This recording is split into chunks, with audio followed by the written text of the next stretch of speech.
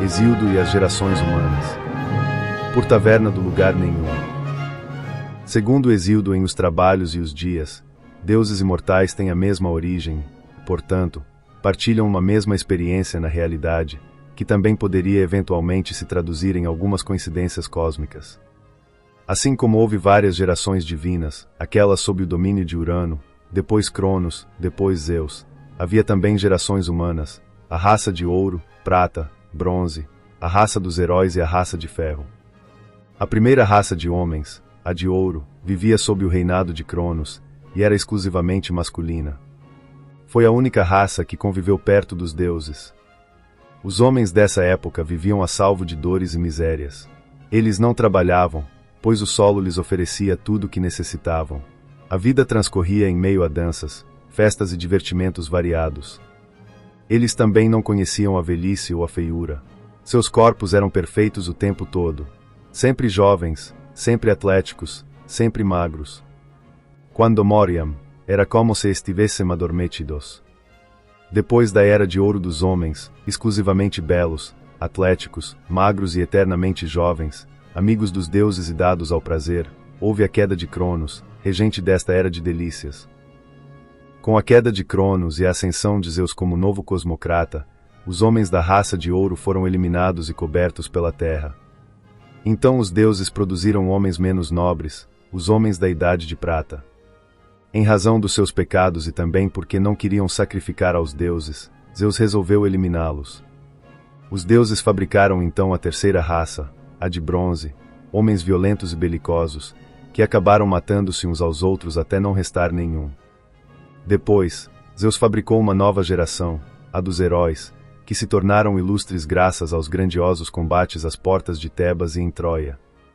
As sucessivas eras nas religiões são geralmente pontuadas por uma ideia de sucessivas decadências.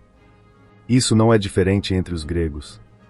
No entanto, uma coisa curiosa é que os heróis parecem ter mais virtudes do que os homens da geração anterior, de bronze, ao mesmo tempo que assimilam algumas de suas características mais notáveis, como por exemplo a violência.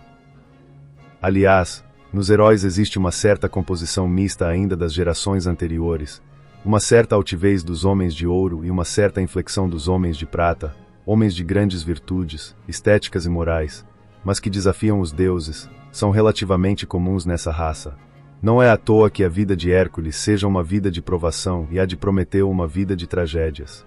São como se fossem homens de ouro vivendo deslocados no mundo de sofrimento. Apesar da ideia das eras serem ainda válidas, na concepção grega não há uma ideia de decadência necessária relativa ao decorrer do tempo. Há virtudes que ainda podem retroagir ou ressurgir em eras posteriores, além de outras características que podem aparecer na experiência cumulativa de eras anteriores. A era dos heróis é o único momento onde se interrompe o processo de degradação progressiva, pois visa dissimular uma escatologia que os coloca também na rota de uma existência beatífica, na Ilha dos Bem-Aventurados, no Elísio agora governado por Cronos. Em certa medida, os heróis recuperam a existência dos homens da Idade do Ouro sob o reinado de Cronos. Essa escatologia será amplamente elaborada mais tarde, sobretudo sob a influência do orfismo.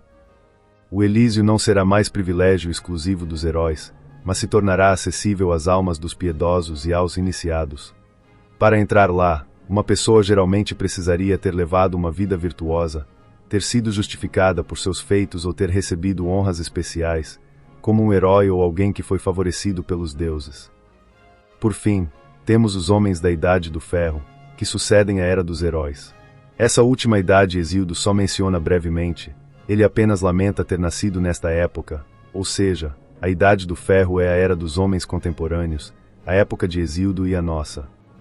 Essa tradição da decadência que se instala progressivamente, normalmente em 4 etapas, apesar de Hesíodo colocar um breve interlúdio de solavanco ascendente na Idade dos Heróis, lembra a doutrina indiana dos 4 yugas, ou o sonho de Nabucodonosor, Daniel 2, 32-3, e em alguns textos iranianos tardios. Convém acrescentar que o mito das idades sucessivas não representa a opinião unânime referente à origem dos homens. Havia também outro mito corrente, embora tardio, do homem sendo feito do barro, modelado por Prometeu.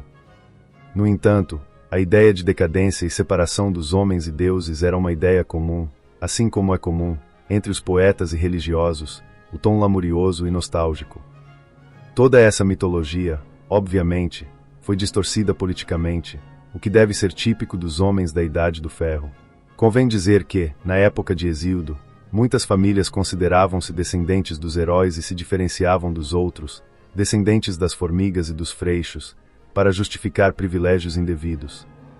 Hesíodo recupera a religião grega, ao mesmo tempo que desnuda o discurso dos mentirosos, manipuladores, falsificadores e egoístas. Nós, homens da Idade do Ferro, herdamos a astúcia, mas não a moral dos heróis.